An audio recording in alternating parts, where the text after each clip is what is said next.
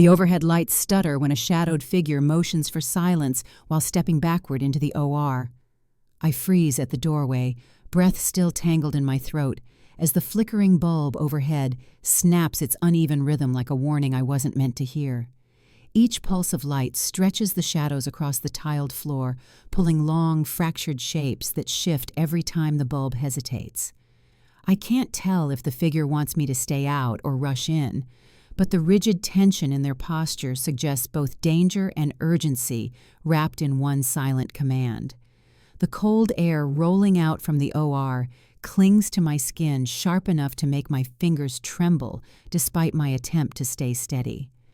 I move a fraction forward, just enough to angle my head, trying to identify the figure behind the mask and cap, but the fluttering light obscures their features each time I catch a glimpse. The room ahead feels staged, too quiet, too still, as if someone pressed pause on a scene moments before something irreversible happens. The metallic scent of antiseptic mixes with the faint hum of machines left idling, creating a strange drone that gnaws at my nerves. A faint reflection ripples across the glass panel beside me, but the bulb's stutter slices it into broken shards. My breath fogs slightly, and the cloud dissolves as quickly as it appears. I try to speak, but the figure jerks their hand sharply, a gesture so quick it feels like a blade slashing the air. I swallow whatever question was about to escape. Something is wrong here, wrong in a way that pricks the back of my neck, wrong in a way that tells me this moment isn't an accident or misunderstanding. The OR is bright, but the brightness feels hollow, like it's illuminating only what someone wants me to see. My heartbeat syncs with the flicker above, speeding up, each time the light sputters, then freezing in the brief darkness between pulses. I reach out and touch the metal frame of the doorway. It's colder than it should be, biting at my fingertips. The tension anchored in my chest tightens when I hear a faint clatter deeper inside the room, as though something metal shifted on a tray. The shadowed figure reacts instantly, head snapping toward the sound, before lifting a hand again, urging me without words to remain still as stone. I scan the room, trying to piece together the scene before me. Drapes hang neatly. Instruments rest aligned. No visible patient. No staff bustling. Nothing chaotic enough to require silence. Which means the silence itself is the chaos. My vision darts to the floor tiles, polished so thoroughly they mirror the flickering bulb above, and I notice a faint scuff near the center of the room. A dragged footprint. Fresh. The bulb flickers again, brighter this time, and in that brief flare I see a shape at the far end of the OR, half behind a curtain. My breath thins. The figure blocking the curtain shifts slightly enough that I catch the outline of broad shoulders, familiar posture, the kind I've known for years, even if lit only in trembling slices of light. I blink twice, trying to force the image into clarity, but the bulb betrays me again, buzzing angrily before dimming. I strain forward, waiting for the next flash, stomach turning with dread I can't yet name. The figure near the curtain moves again, slower this time, and in the next stutter of light, the fragments align. My husband is standing there. My legs go stiff. Every sound in the hallway behind me fades into a smear. I feel myself tilt forward an inch, as if the floor shifted beneath me, pulling me toward the truth I don't want to understand. Ethan shouldn't be here. Not now. Not like this. The shadowed figure who first signaled me steps aside, still insisting on silence. Body angled protectively, yet strangely suspicious, as though guarding both me and something they don't want revealed too quickly. Ethan turns his head just slightly enough for the flickering bulb to paint a sharp line across his profile. His jaw is tight. Too tight. He looks like a man bracing for impact, and I realize he hasn't seen me yet. Or maybe he has. Maybe he's pretending not to.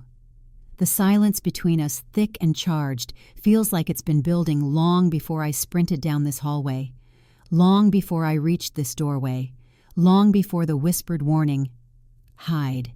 Now it's a trap, hissed from a voice I still can't place. My throat constricts as I take another step. The shadowed figure reacts again, desperate for me to stay put, but something inside me refuses. I edge forward until my foot crosses into the room. The bulb flickers wildly, as if protesting the boundary I've just violated. Ethan finally turns fully toward me. His eyes widen not in surprise, but in something closer to resignation. Something that tells me he knew this moment was coming. The cold air drifts heavier around me. The OR hum deepens. And I realize with terrifying clarity that whatever trap I was warned about, I've already stepped inside it. I remembered the cold doorknob first, the way it bit into my palm that morning as I pushed through the hospital's employee entrance, bracing myself against the chill that drifted from the revolving doors behind me. I'd gripped the metal harder than necessary, as though grounding myself could keep the day from unraveling before it even began. The building always felt colder in the early hours, as if the walls hadn't fully woken yet, and the air carried that faint, sterile bite that marked every shift I'd ever worked here. I stepped inside, letting the door swing shut behind me with a soft, metallic sigh. A few staff members shuffled past, offering half-hearted greetings that felt thinner than usual. Even their footsteps seemed muted, like sound itself was cautious today. I moved down the hallway toward administration, trying to shake the sense that something was already off. A cluster of night shift nurses huddled near the main desk, whispering with an urgency that didn't match their tired eyes. When they saw me approach, their voices dropped even lower, and they parted without explanation. I pretended not to notice. Pretending had become a quiet skill, one I didn't like admitting I'd learned. My workstation greeted me with its usual glare, the computer monitor reflecting my face in a warped blue tint. A streak ran diagonally across the glass, bending my features just enough that I felt briefly disoriented. For a fleeting moment, the image seemed to whisper its own truth. Glass catches truth sideways. I blinked, shook off the strange ripple of unease, and logged in. The early shift buzzed around me. Techs rolling carts of equipment toward the OR wing surgeons, moving with that still waking stiffness, the distant beep of machines conducting their morning rituals. It should have felt routine, familiar, comforting even. But the air carried a different weight, a subtle pressure that pushed at the edges of my attention. I noticed Ethan before he noticed me. Or maybe he did notice me, maybe he just pretended not to. He strode through the hallway with a briskness that didn't match the time of day, his scrubs crisp, like he'd changed recently, not at the end of a shift. His ID badge swung sharply with each step, catching the fluorescent light and flashing it in my direction. He didn't usually walk this way in the mornings, especially not before rounds. I watched him disappear around a corner, leaving behind a faint echo of hurried footsteps. Something small tightened in my chest. I told myself not to read into it.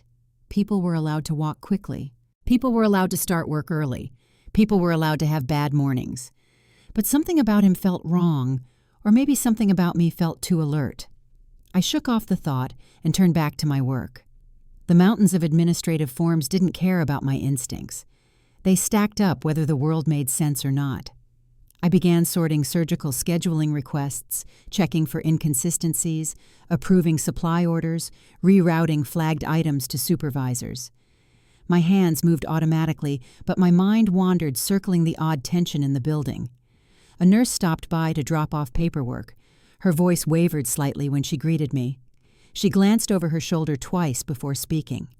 When she set the papers on my desk, her hands trembled. "Rough morning?" I asked.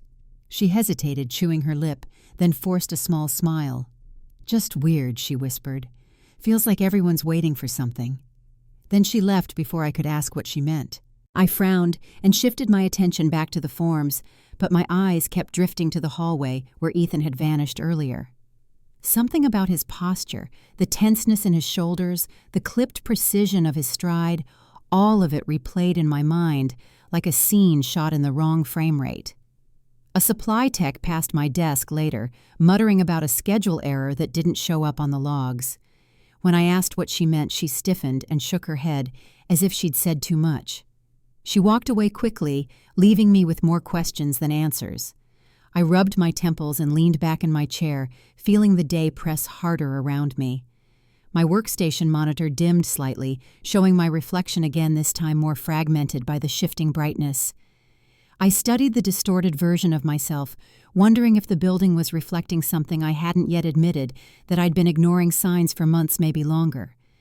That the cracks in my marriage weren't subtle anymore. That the hospital's seemingly random inconsistencies weren't random. A notification pinged on my screen, snapping me back. A system reminder about OR3 sterilization logs. Routine, harmless. But the timestamp sat wrong in my stomach, out of sync with when Ethan supposedly arrived today. I tried to dismiss the thought, but it clawed back in, stubborn and insistent. I stood deciding to take a short walk and reset myself. The hallway lights flickered once above me, a minor electrical hiccup probably, but the timing churned something uneasy in my gut. A noise sounded behind me. Hurried steps. I glanced back just as Ethan brushed past, avoiding my eyes. "You're here early," I said. My voice surprised me, too soft, too probing. He paused barely. "Busy day," he muttered, already moving again. But the way his jaw flexed, the way he refused to look at me, those details clung to me like burrs. I watched him go, wondering if I'd imagined the tension or if it had been whispering to me long before this morning. As the corridor settled back into its quiet rhythm, I realized something with a cold certainty. The unease I felt wasn't new. I'd simply stopped pretending I didn't feel it. I moved down the hallway with a stack of forms pressed against my chest, my thoughts looping around the uneasy fragments of the morning, each piece sharp enough to cut if I tried to hold it too closely. The building felt different now, heavier, as if every closed door hid something watching me from the other side. My phone buzzed in my pocket, and I stepped into a quieter alcove near OR3 to check it. When the screen lit up, the glow washed across my cheek, cold and sterile, like the rest of this place casting a faint halo along the wall behind me. I lifted the device closer, letting the light guide my eyes over the incoming system update, but what appeared instead made my breath catch. It wasn't a routine notification. It was a security ping, a flagged access entry. I tapped the message and the details unfolded on screen with a clarity that made my fingers numb. Badge ID QA11. Time 06:14 OR3 access. The words sat there like a confession, refusing to blur or disappear. My heart thudded hard as I stared at the timestamp. Ethan shouldn't have been anywhere near OR3 at 06:14. He wasn't scheduled, wasn't assigned, wasn't supposed to be in the hospital at that hour, according to everything he'd told me. The phone light trembled slightly as my grip shifted, the glow flickering against my cheek each time my pulse jumped. I swallowed, trying to find a rational explanation, but each possibility collapsed under the weight of the others. Maybe someone used his badge. Maybe security misscanned. Maybe the logs were glitching. But even as I reached for excuses, a colder, clearer truth pushed against the walls of my denial. Ethan had been in that wing. Early. Quietly. Without reason. And he didn't want me to know. I lowered the phone slightly, letting the light skim across the glossy black surface of the OR3 window. My distorted reflection blinked back at me, fractured by the tinted glass, the blue glow from the screen cutting my outline into uneven shapes.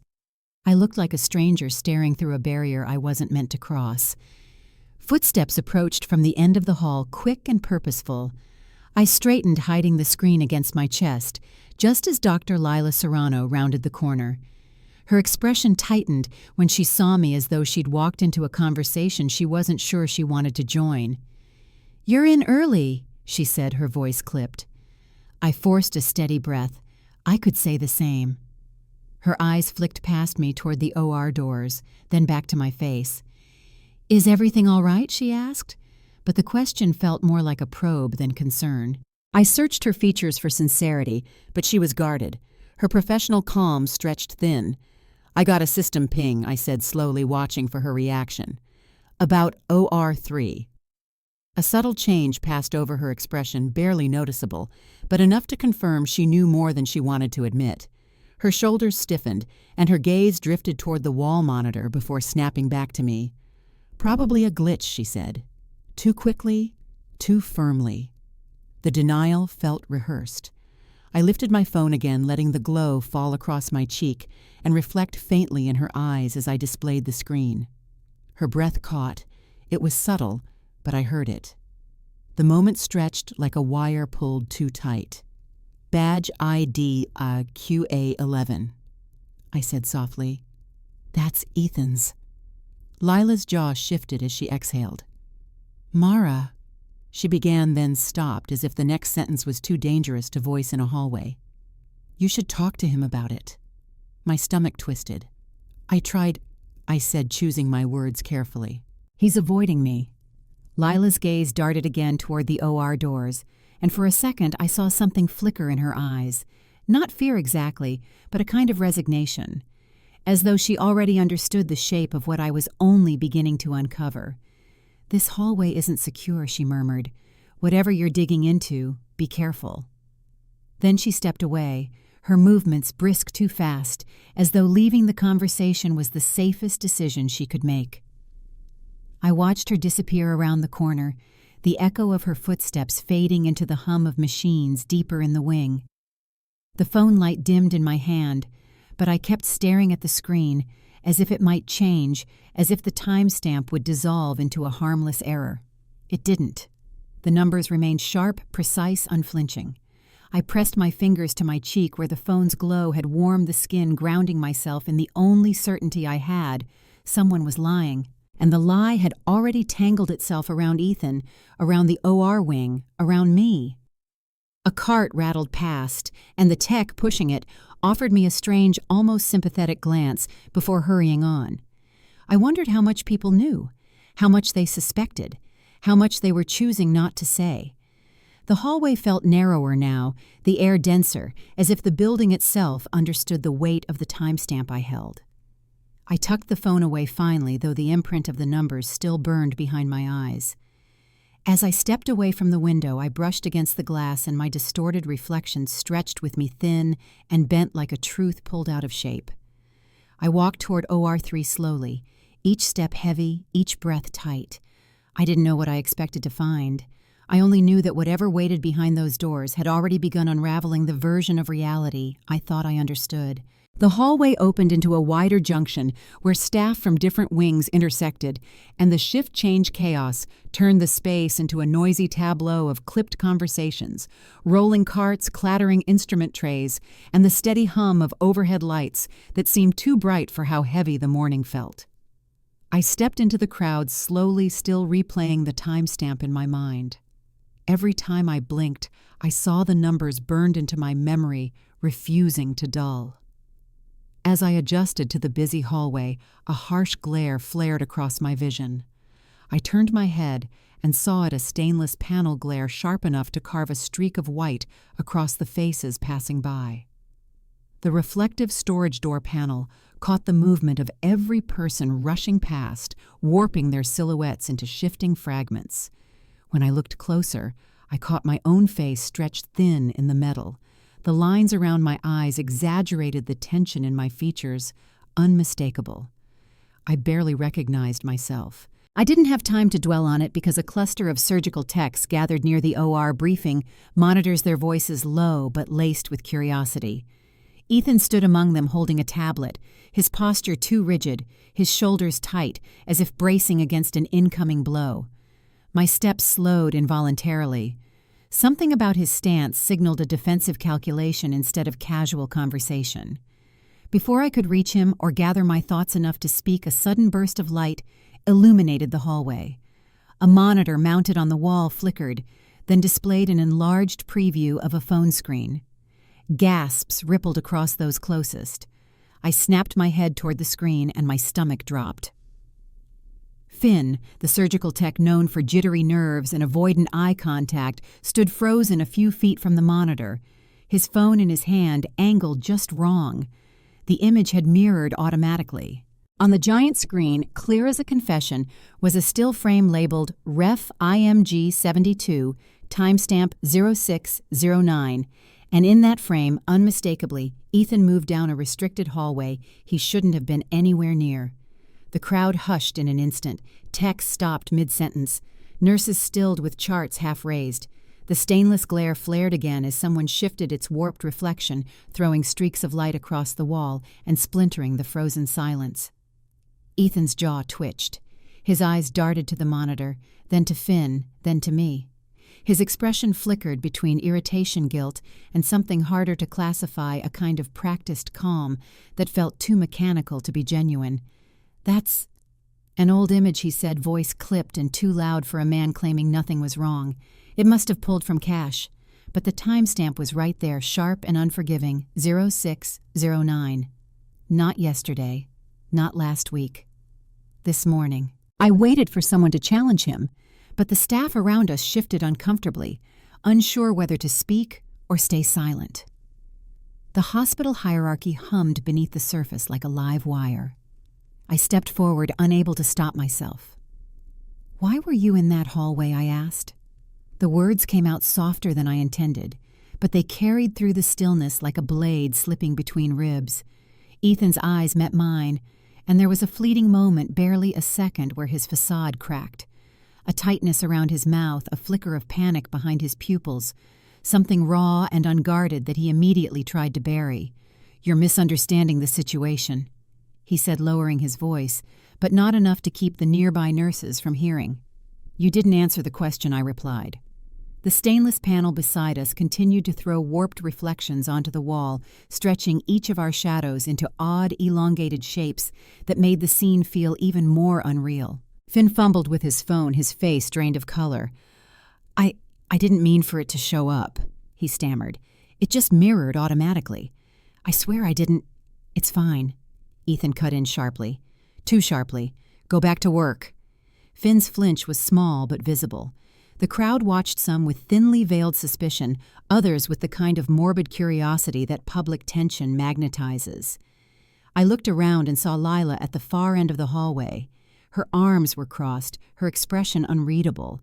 She studied Ethan with a focus that suggested she wasn't surprised by the image, but was calculating its implications.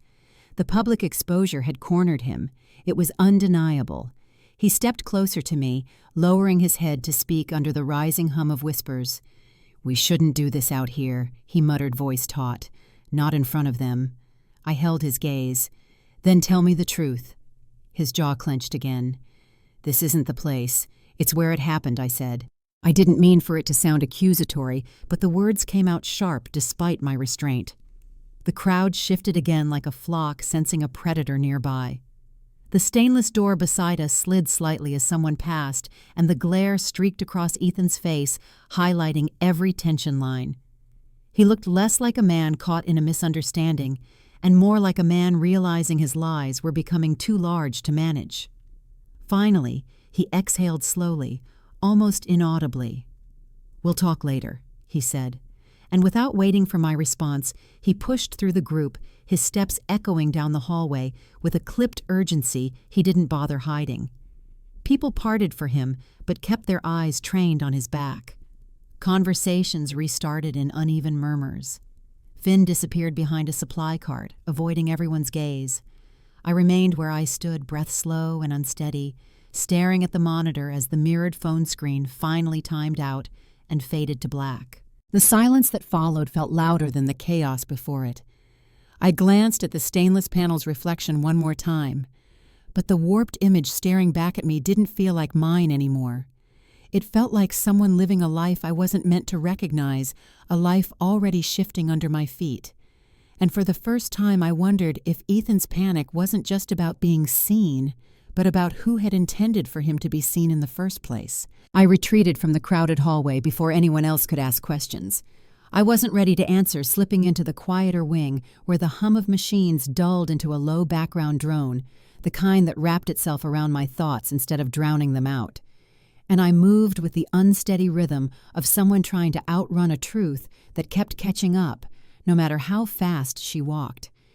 The corridor narrowed into a dimmer stretch that reminded me of late-night shifts I once worked back when the hospital still felt like a place governed by logic instead of shadows.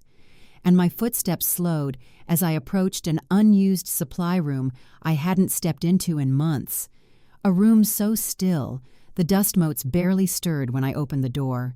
Inside, the fluorescent light flicked on with a dull sputter, revealing shelves cluttered with half-empty boxes, forgotten equipment tags, and plastic bins that hadn't been sorted properly since long before my reassignment. I closed the door behind me and leaned against it for a moment, letting my lungs fight for a steady breath, but the tension prickling under my skin refused to settle, and my eyes kept drifting to the counter where the drawers didn't quite align. One drawer in particular hung slightly ajar, the gap uneven, as though someone had yanked it open and left in a hurry. The half-open drawer didn't belong in a room no one used anymore. I approached it slowly. Each step weighted with suspicion I didn't fully understand yet, and when I pulled the drawer open, the metallic slide groaned just enough to unsettle me.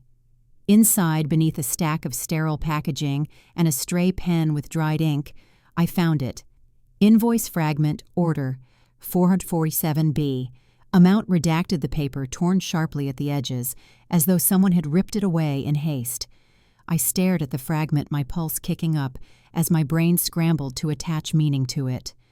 Order 447B. I recognized the sequence not specifically, but the pattern. These were high-level supply orders, the type typically reserved for specialized procedures, things that required multiple approvals, not the sort of supplies someone could slip into a drawer without paperwork. And yet here it was, hidden in a forgotten room with the amount blurred out in thick black marker. My hand tightened around the fragment as unease swept up my spine. Why hide a supply invoice? Why here? And why this particular line item? I thought back to the hurried whispers near the admin deck, the staff avoiding eye contact, the nurse who'd said the morning felt like everyone was waiting for something. It all felt interconnected in a way I couldn't articulate, threads pulling tighter the more I tugged. I tried to recall if Ethan had ever mentioned a unique order, a special procedure, anything that might explain this, but nothing came to mind, except his increasingly vague comments about early responsibilities, meetings that had never existed on the official schedule, and emergencies that never made it to the incident log. I sank onto the stool near the counter, holding the invoice between my fingers, running my thumb along the torn edge as if the texture could jog some forgotten memory. But all it did was confirm how abruptly it had been removed from wherever it was originally meant to be filed. A soft scuff of footsteps echoed outside the door. My breath hitched as I froze listening, waiting for a knock or for someone to barge in, but the footsteps passed without stopping. Still, the unease lingered. I tucked the invoice fragment into my pocket quickly, as though the walls themselves might report me if I left it visible for too long. I replayed the hallway scene in my mind, the image on the monitor, Ethan's defensive tone, his abrupt retreat, each detail slotted next to the evidence in my pocket until a shape began to form. Not a complete shape, not one I could outline with confidence yet, but a silhouette of something deceitful, something calculated. My throat tightened as I leaned forward, elbows on my knees trying to stitch disparate thoughts into something coherent. Ethan had been in a restricted hallway before dawn. His badge logs hadn't been cleared. The screenshot timestamp contradicted his explanation. And now, a hidden invoice fragment pointed to some kind of unauthorized supply order. It felt too deliberate to be coincidence. A soft sound made me look up, just the hum of the old refrigerator unit in the corner, but it made the air feel colder pressing against my arms. The room felt smaller by the second, as though the walls leaned in each time I tried to breathe deeply. I stood abruptly, needing to move before the confined space suffocated my clarity.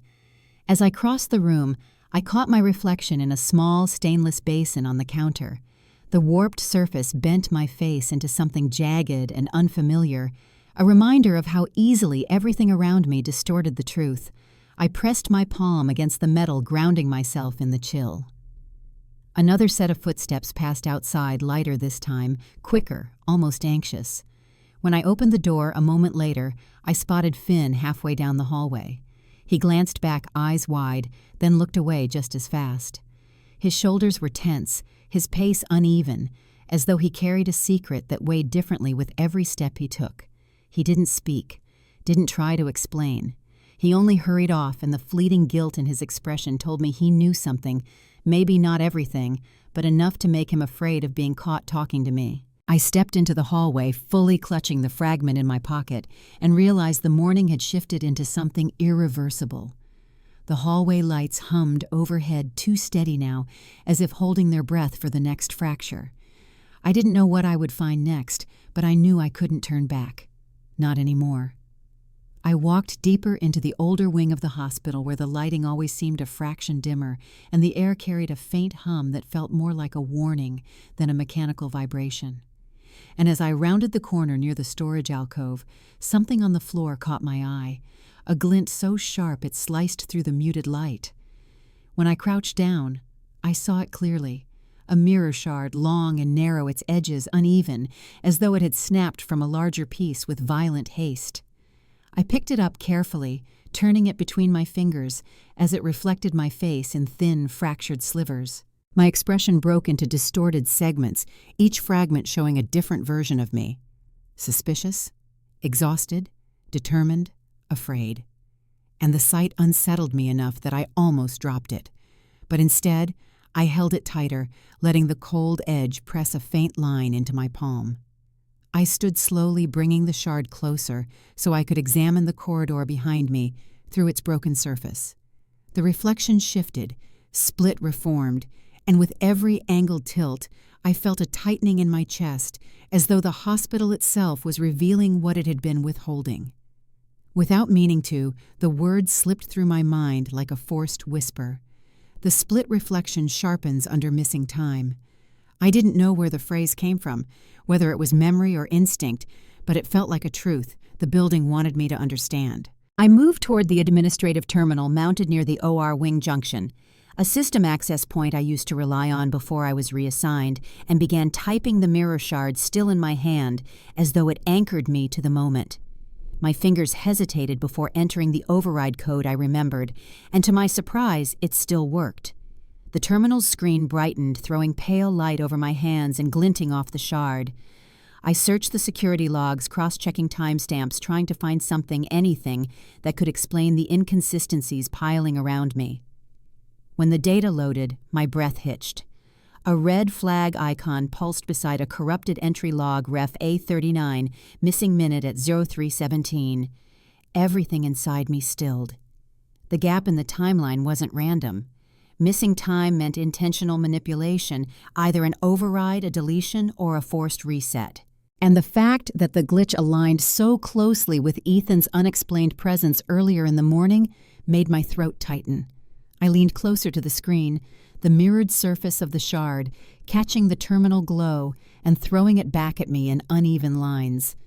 My reflection flickered across the screen's glossy frame, split between the shard in my hand and the digital distortion on the monitor.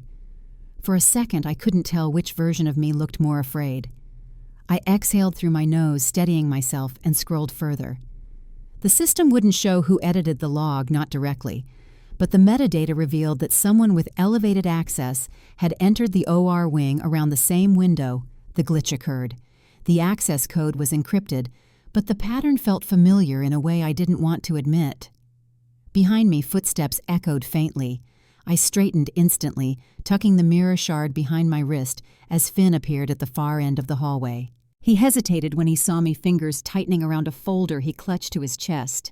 His eyes darted to the terminal screen, then to my face, then to the mirror shard I hadn't concealed entirely. He swallowed hard. "You shouldn't be in that file," he whispered, voice cracking. I narrowed my eyes. Why? Because people get reassigned for less. His evasive answer only sharpened my suspicion. "You know about the missing minute," I said, quietly watching the flicker of panic cross his expression. Finn shook his head too quickly. "No, I mean maybe. I don't know, I shouldn't know."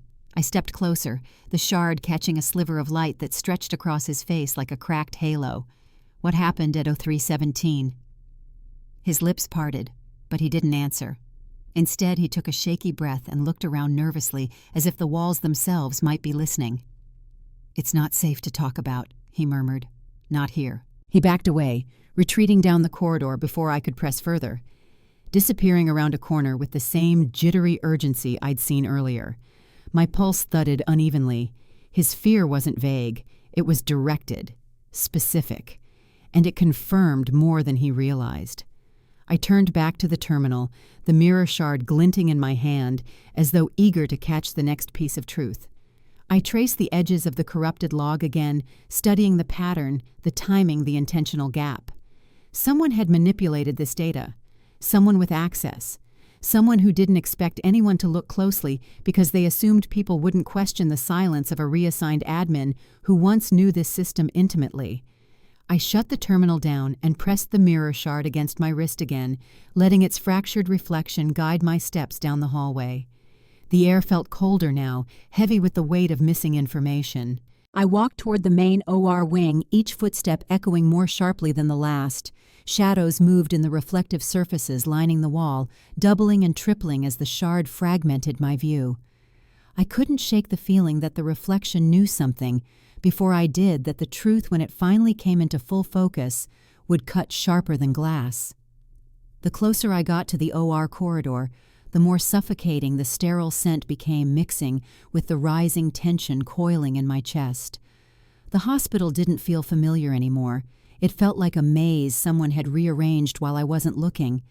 And the missing minute wasn't just a glitch. It was a message, a warning, a fissure in the story I'd been told. I tightened my grip on the shard as I walked into the deeper shadows of the wing, bracing myself for whatever waited next. Naomi summoned me with a voice message that carried no urgency in tone, but a sharpened edge in cadence, the kind that told me she wasn't asking. She was positioning.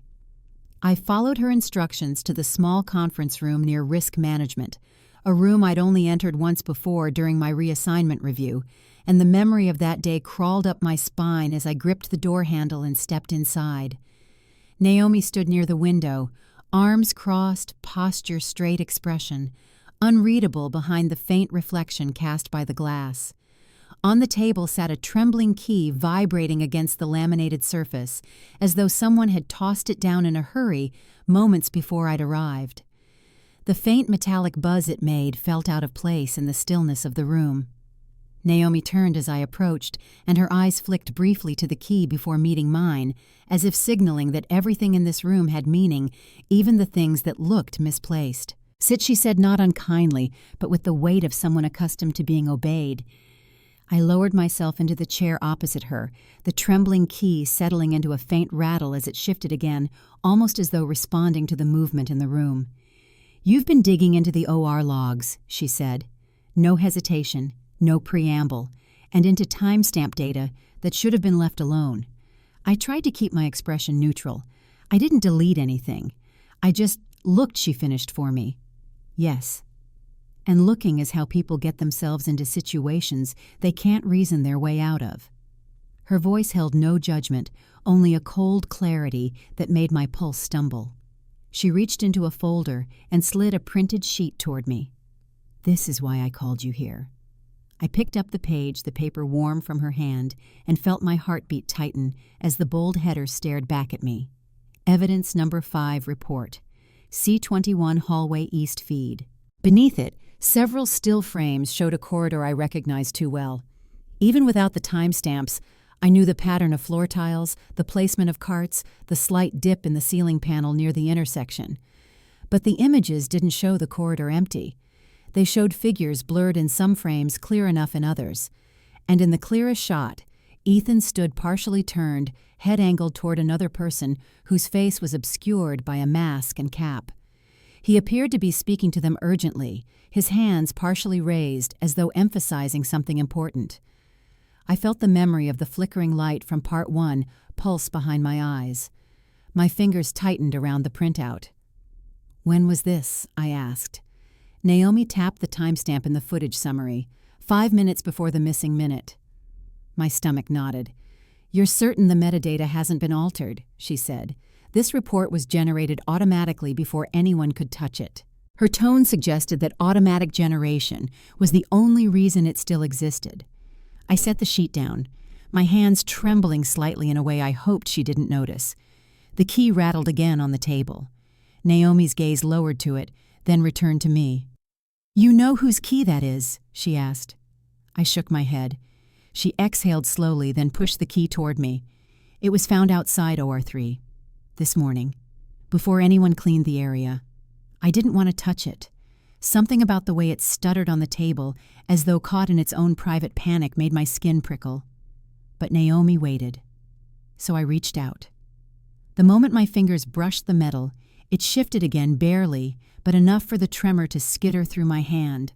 The coldness of it sank into my skin, heavier than any ordinary key should feel. "Do you know what this opens?" Naomi asked. "Not yet," I admitted, closing my hand around it. "But you suspect." Her statement wasn't a question. I met her eyes searching for hostility, suspicion, alliance. Anything but her expression remained unreadable. "Why are you showing me this?" I asked. "Because," she said, folding her arms again, "you already know too much to walk away and not enough to protect yourself." The words landed like a weight against my ribs. She walked around the table, her heels clicking softly against the floor, and paused near the door as if ensuring no one lingered outside. "The report you're holding," she continued, "wasn't supposed to land in my queue. It bypassed standard routing. Someone flagged it manually before the system could hide it." "Hide it," I echoed. "Cover it," she corrected. "Suppress it. You choose the word." She looked back at me, and in that moment her composure cracked just slightly, as though she too was tired of navigating corridors full of people, pretending not to see what was in front of them. "You're not imagining what's happening here," she said. "People are nervous because they know something is off. They know someone tampered with logs. They know someone accessed areas they shouldn't have." She tapped the evidence sheet. "And they know your husband was there." The words hit harder than I expected, sharp enough that I had to steady the key in my grip to keep from losing hold of it. Naomi watched me carefully, her eyes softening almost imperceptibly. "I'm not accusing him," she said. "I'm giving you the information before someone else weaponizes it." I swallowed, my mouth suddenly dry. "Why?" "Because you worked in that wing for years," she said. "You know what doesn't add up. And I'd rather you understand the stakes before they get worse." The trembling key rattled against my palm, a cold reminder that every truth I uncovered only sharpened the edges of the next one. Naomi stepped toward the door. "Keep the key," she said. "It'll matter soon." Then she opened the door slowly, her voice dropping into something almost cautionary. "Be careful where you look next." I sat alone for several minutes after she left the evidence sheet on the table, the trembling key in my palm, and a growing certainty that whatever waited beyond this point would pull me deeper than I'd planned to go.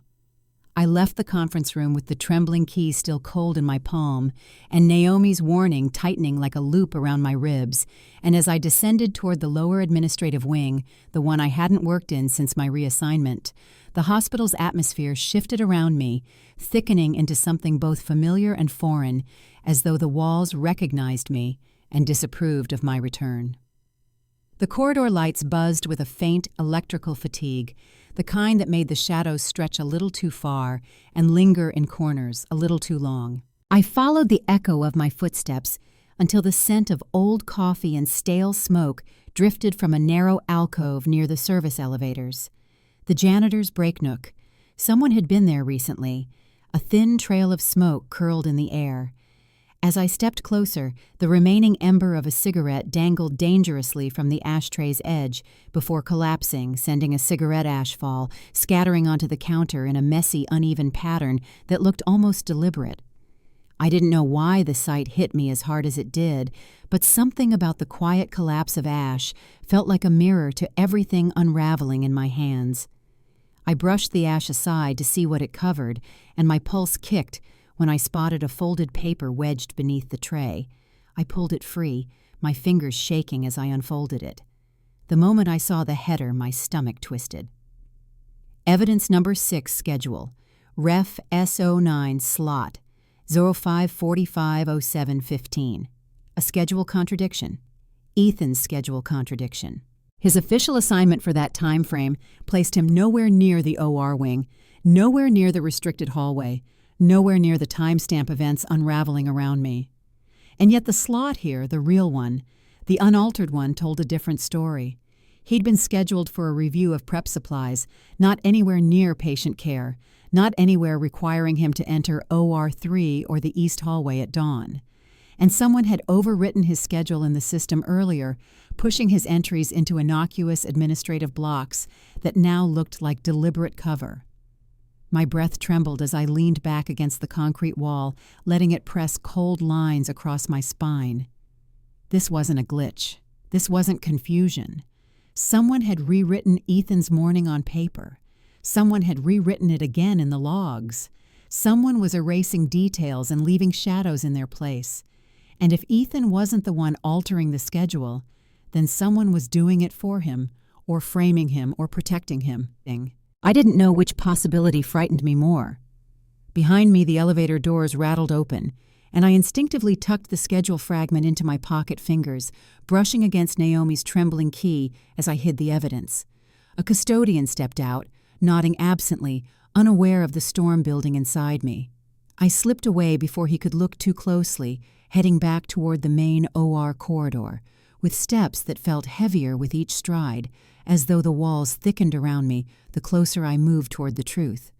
When I reached the intersection near OR 3, the world seemed to tilt, not physically, but perceptibly, like the air itself shifted to warn me I didn't belong here anymore. The corridor was emptier than usual, unnervingly so, and I could hear my own breathing echo off the tiles. I approached the OR 3 window, expecting the usual reflective glare, but what greeted me was a sliver of scene through the partially drawn curtain. Not a sterile setup, not a patient, not a prepping team. I saw Ethan, his silhouette unmistakable, speaking in low, clipped tones to someone whose figure was partially hidden behind a cabinet door. The posture of the other person struck me. First tense, angled hands fidgeting with something I couldn't identify. Ethan leaned in closer, his body language urgent, not collaborative, not medical. My blood chilled. He wasn't directing a procedure. He wasn't prepping a patient. He wasn't doing anything related to his role. He was negotiating, arguing, pleading. I shifted to the side, heart pounding in my throat. As I adjusted, the overhead lights flickered briefly, restoring the familiar noir shimmer to the glass, and for a moment their movement aligned perfectly with the angle long enough for me to catch a glimpse of what the hidden person was holding: a badge. Not just any badge, a badge that looked like mine. My breath tore from my lungs in a sharp sound I barely contained. I stared harder, trying to piece the image together, but the curtain swayed again and cut the view short. I pressed my palm against the glass, forcing myself to breathe, as the realization ricocheted through my head someone had access to my credentials. Someone had been moving through the wing before me. Someone was placing evidence near me, around me, beside me. And Ethan was meeting them, not in fear, not in surprise, in expectation. A sharp wave of nausea rolled through me.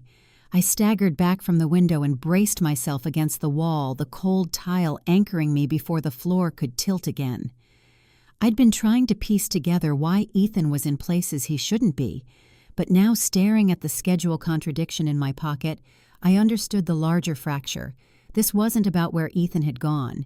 It was about where someone wanted me to think he'd gone. Someone was manipulating the narrative from both ends. Ethan's logs and my reassignment, Ethan's schedule and my restricted access. Ethan's movement through the hall and my presence at the doorway. All of it folding around me like a trap I had walked into long before the hissed warning in Part 1. I stepped away from the glass with a steadiness that didn't reach my hands, the evidence burning hot against my leg. This wasn't a misunderstanding anymore. It wasn't an oversight. It wasn't an accident. It was a reversal one designed to flip everything I thought I knew about Ethan, about the hospital, about myself. And I was already too deep in the center of it to back out now. I moved through the corridor with the deliberate caution of someone whose reality had already slipped out of her grasp, each step dragging through the heavy silence that followed me like a second shadow. And as I turned the corner toward the staff lounge, the hallway lights dimmed briefly, casting a long metallic shadow across the far wall that stretched and bent with a warped shimmer, almost as if the hospital itself were leaning forward to watch what I would do next. The distortion made my stomach pitch, and for a moment I couldn't tell whether it came from a reflective surface or from something more deliberate, an angle manipulated to show me something or to warn me away from it. I followed the direction of the shadow's stretch and found myself standing before a laundry cart parked halfway inside the doorway of the small processing room, abandoned in a hurry, judging by the wheels that hadn't fully locked and the fabric spilling over the side like it was trying to escape. My fingers hesitated before reaching for the top layer of scrubs, and as I lifted the heap of folded garments, a small sealed evidence pouch tumbled out and landed at my feet with a muted slap against the tile. I stared at it, dread coursing through every vein as I crouched and picked it up, my thumb tracing the printed label with a trembling familiarity I didn't want to acknowledge. Tag/R84 fiber test pending. The world tilted sharply. This was evidence, real cataloged evidence, something that should have been locked inside security or risk management, not dumped into a laundry cart in an abandoned hallway.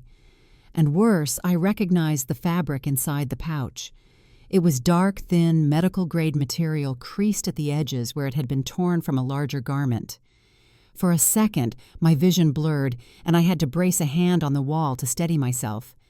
The metallic shadow distorted again as I shifted its shape, warping across my arm like an accusation I couldn't name yet. The pouch was cold in my hand.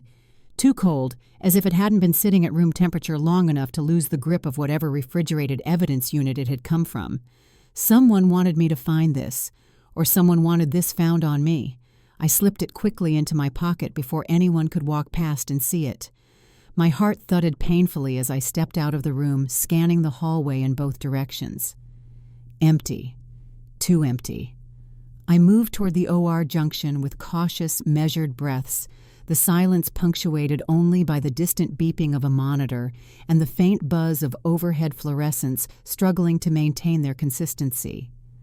The metallic shadow followed me again, shifting each time I passed a reflective panel clinging to my movements like a second self made of angles and suspicion. The closer I got to the OR wing, the more that shadow seemed to sharpen, gathering definition, until it no longer resembled the vague silhouette of my own figure, but something taller, narrower, with edges that reflected light in strange, linear streaks. When I stepped into the junction, I realized why the polished steel frame of a cart had been angled toward the overhead bulbs, stretching its reflection across the floor in that blade-like form. I exhaled shakily, realizing I had misread the shape, but only partially. The distortion felt symbolic now, as if the environment itself was reshaping around me. As I approached OR3 again, I heard muffled voices behind the door. Not urgent, not panicked, controlled, intentional. I hovered by the window, careful not to trigger motion sensors. The curtain inside hung slightly open enough for me to see Ethan's silhouette again, leaning over a workstation, shoulders tense, fingers moving quickly across a keypad. The person beside him was the same masked figure as before, but now closer, almost shoulder to shoulder with him. Their body language was no longer strained. It was aligned, cooperative, partnered. I pressed my fingertips to the glass without thinking, the cold surface grounding me, as the metallic shadow stretched across my reflection, merging with my outline, until I couldn't tell where I ended and it began. I strained to hear something. Anything but the OR insulation blocked all sound.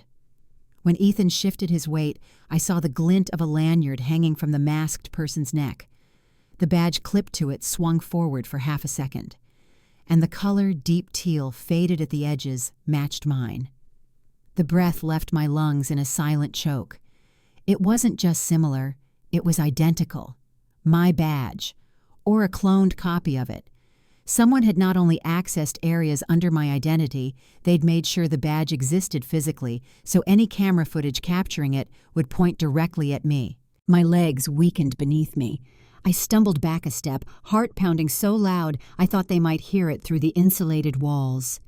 The evidence in my pocket, tag R84 fiber test pending, felt like a weight dragging me under. Was it tied to the badge? To me, to something placed in my path I didn't know. I only knew that the narrative twisting around me had reached a point of no return. Someone wanted me implicated. Someone wanted to make sure I couldn't distinguish between being framed and being complicit in something I didn't understand. And Ethan, God, the way he moved beside that masked figure, told me with painful clarity that he wasn't blindsided. He was involved. Maybe not in everything, but in enough. Enough to lie. Enough to manipulate logs. Enough to signal someone with my badge. Enough to step deeper into this trap, even before I'd heard the hissed warning telling me to hide. The metallic shadow stretched across my feet again as I took one final look through the window, and in that warped reflection, I saw a version of myself that no longer resembled the woman who'd arrived at the hospital that morning. She looked hunted, driven, cornered, but not defeated.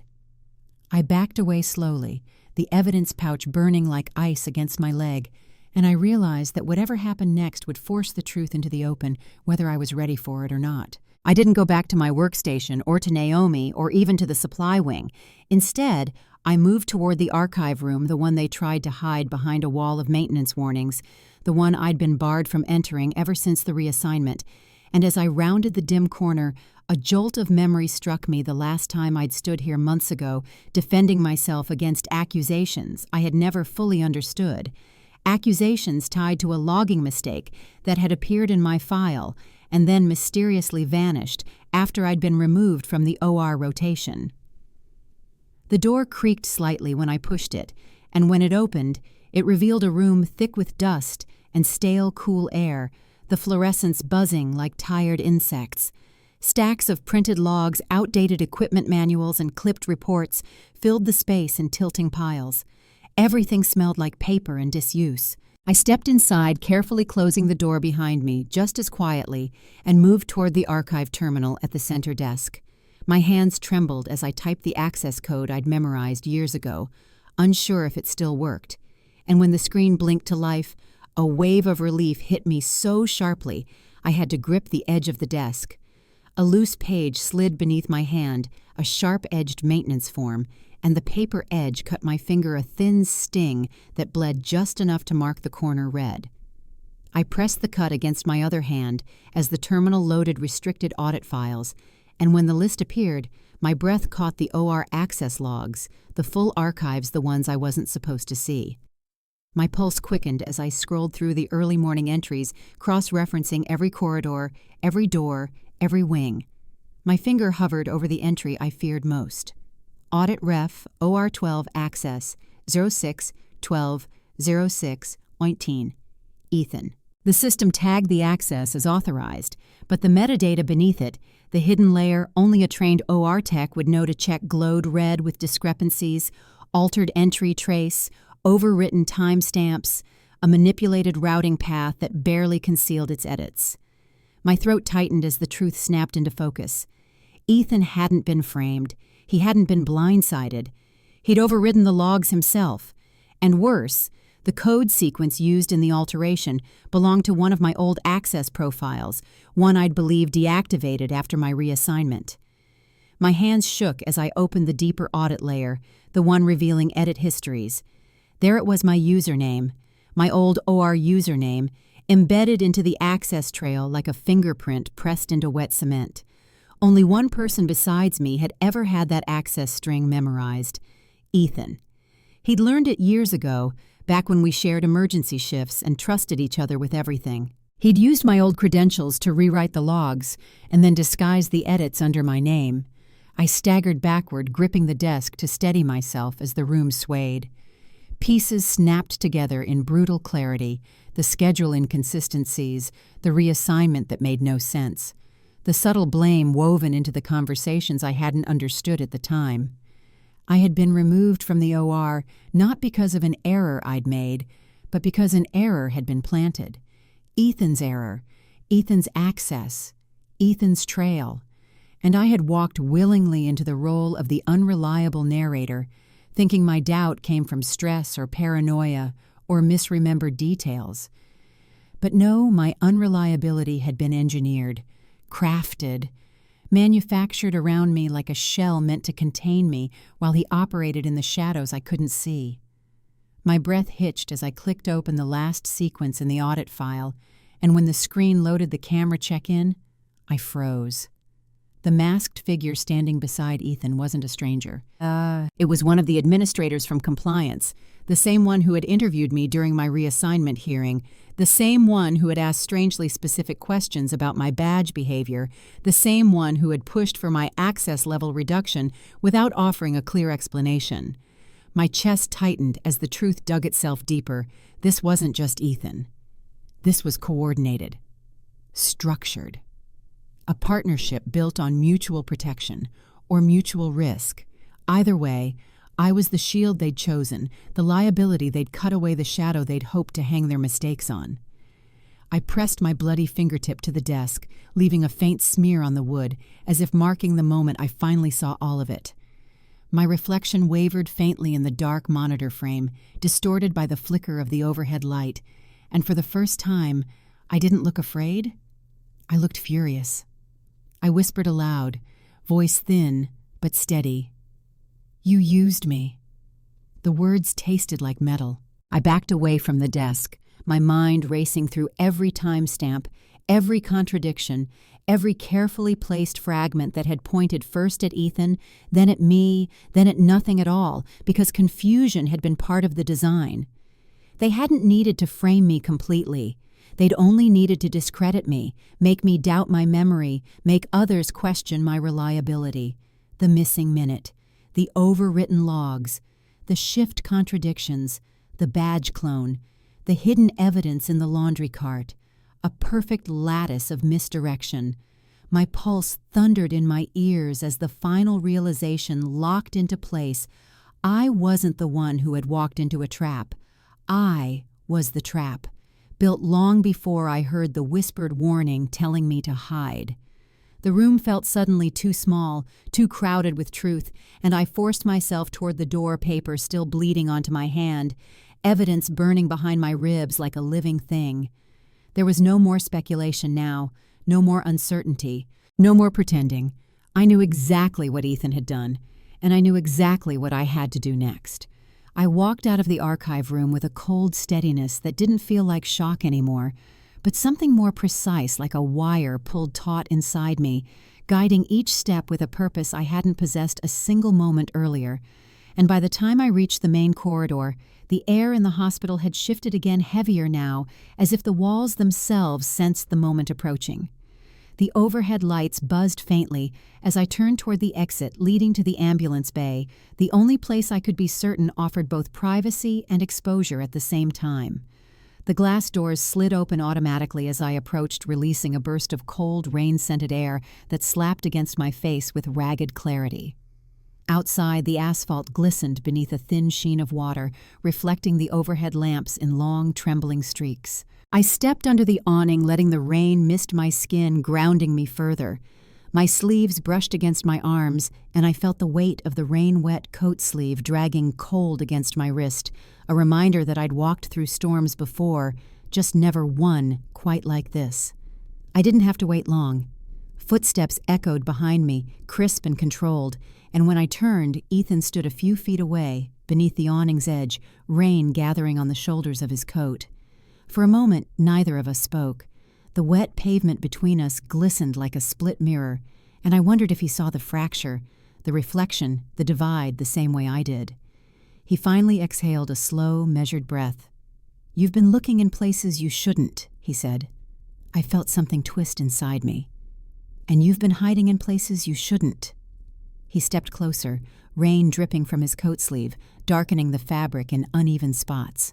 His eyes flicked over my face, searching for fear or anger or submission, anything he could use. "You don't understand the whole picture," he said. I almost laughed. "I understand enough." His jaw tightened. "You're making this worse for both of us." "Am I?" I asked softly. "Or am I finally seeing what you planned for me to see from the beginning?" He paused, the smallest flicker of confusion, or maybe irritation, crossing his features. "What are you talking about?" The anger I'd tried to restrain rose in a sharp wave. "Audit Ref OR12 Access 06-12-06-18. Your edits. My access string. My logs. My name. My life. You used me as your shadow because you thought no one would question the reassigned admin with reduced clearance. His face paled, the rain catching the edges of his expression like fractured glass. Mara, he said, my name strained, almost pleading. It wasn't supposed to go like this. No, I said. You thought I wouldn't find the missing minute, or the schedule contradiction, or the evidence tag, or the cloned badge. He swallowed hard, and in that moment the facade he had worn for years, the practiced steadiness, the professional calm, the confident surgeon who controlled every narrative crumbled. You don't understand, he said again, but the words came out weaker this time. Then explain it, I said. Tell me why you had to erase parts of me to cover parts of you. The rain pattered harder on the pavement surrounding us, and the world narrowed to the space between us. Finally, he whispered, I made a mistake. The simplicity of the statement punched through me. Which part, I asked. The missing logs, the overwritten schedules, the fake badge, or using me as the fall. He closed his eyes briefly as though bracing for an incision he couldn't numb himself against. It started with a protocol breach, he admitted, a procedure that shouldn't have been approved. I tried to fix it quietly. It spiraled. Compliance got involved. They had leverage on me. They wanted someone to pin the oversight on, someone close enough to the situation to make sense, someone they could discredit easily. My chest tightened. So you chose me? His shoulders caved the slightest bit. I thought they'd stop once you were reassigned. I didn't know they kept using your access. By then it was already bigger than me. He took another step toward me, drenched now, his coat sleeve clinging to his arm. I never meant for you to get dragged into the rest of it. I stared at him, studying the truth and the lies tangled together in a knot he'd been tightening for months. You didn't drag me, I said. You built the cage and waited for me to walk into it. That landed hard. He flinched visibly. Tell me it's not too late, he murmured. Tell me we can fix this. Fix, I whispered. Fix. The word shattered between us. You rewrote my life to save yourself. He reached for me, but I stepped back, rain splattering across my sleeve. Mara, he said, voice cracking. Please. I shook my head. I'm not the unreliable one anymore. You are.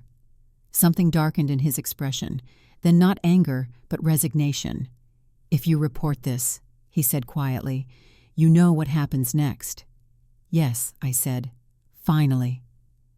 Lightning flickered somewhere beyond the bay, illuminating the wet pavement and the reflection of two people standing on opposite sides of a truth too big to step around. Ethan wiped rain from his brow, defeated.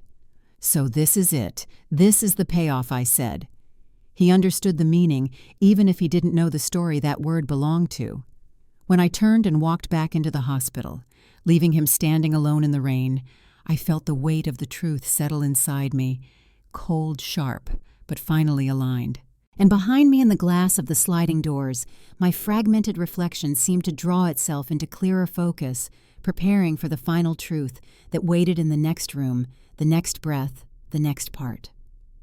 I walked back into the hospital with rain still cooling my skin, each drop clinging to the folds of my coat like remnants of the storm I'd left behind, and the building seemed to greet me with a hush that wasn't fear, but expectation, a settling of atmosphere, as though every corridor and reflective surface knew this was the moment everything would come together. My steps carried me toward the administrative suite, toward the room where Naomi waited, the one place in this entire building where the truth might finally be held without distortion. The hallway lights dimmed slightly as I approached, and when I entered the small office at the end of the hall, the air felt warmer, tinged with the faint glow of a dim lamp perched on Naomi's desk, casting long, soft shadows across the files she'd laid out in a meticulous row.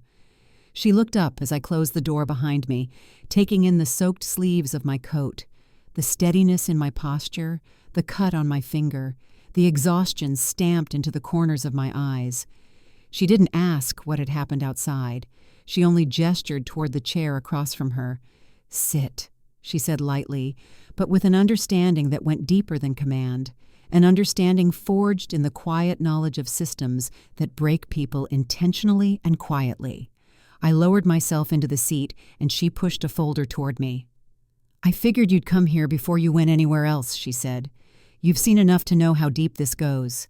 I opened the folder, bracing myself, but nothing could have prepared me for the sheer volume of paper inside timelines reconstructed without tampering, badge logs restored to their unedited form, hallway feeds in chronological order, supply chain reports showing errors that weren't accidental, and at the center of all of it, a memo from compliance recommending my removal months ago for procedural inconsistencies that had never happened. My throat tightened. "You had this?" I asked. "Not at first," she said. "But once your name came up again this morning, I requested a back-channel pull on the suspended files." She leaned back, studying me. "I didn't know what I'd find, but I suspected it wasn't you." I let the weight of the folder rest against my palms, absorbing the truth I'd chased through shadows and reflections.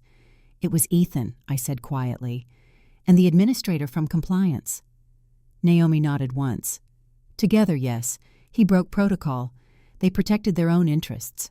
And you," her voice softened, "were useful to them both." I exhaled slowly, feeling my heartbeat settle into something calmer, sharper, aligned with clarity instead of confusion. "What happens now?" "That depends on what you want," she said. "I can escalate this. I can bury it. I can hand it to internal affairs. I can hand it to the police. But you're the one they tried to erase. You decide the ending." For a long moment, I sat in silence listening to the hum of the dim lamp, watching the way its light softened the rough edges of every document in front of me. My past laid bare, my erasure undone, my trust shattered, my truth finally visible. I thought of Ethan standing in the rain, the look on his face when he realized I saw everything now, not the manipulated version, not the curated shadow, but the whole unvarnished story. I thought of the missing minute, the badge clone, the fabricated inconsistencies, the way he had turned my reliability into a liability, using my competence as the perfect smokescreen. I lifted my gaze to Naomi. "I want the truth on record," I said. She nodded once, decisive. "Then that's what we'll do." She began gathering the documents, organizing them into sets, preparing them for the chain of custody. As she worked, I stood and walked to the small mirror hanging near the door, one of those cheap, slightly warped ones hospitals mounted more for function than reflection. I stared at my own image, expecting to see fractures, distortions, the same broken lines I'd seen in glass and steel all day. But the reflection was steady, whole, grounded.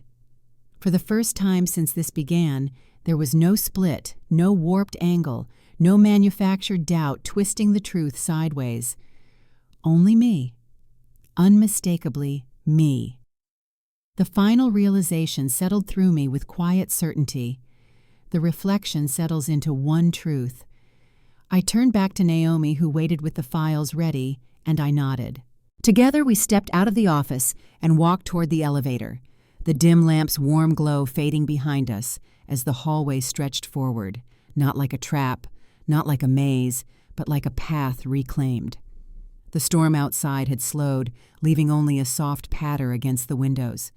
My coat sleeve, still rain-wet, brushed against my side as I walked its cold weight, no longer a burden, but a reminder of what I had survived, of what I had seen, of what I was now willing to fight for. And as the elevator doors slid open, carrying us upward toward the administrative floor, where everything would finally be recorded, I felt the certainty settle into my bones. Nothing about this story would be distorted again.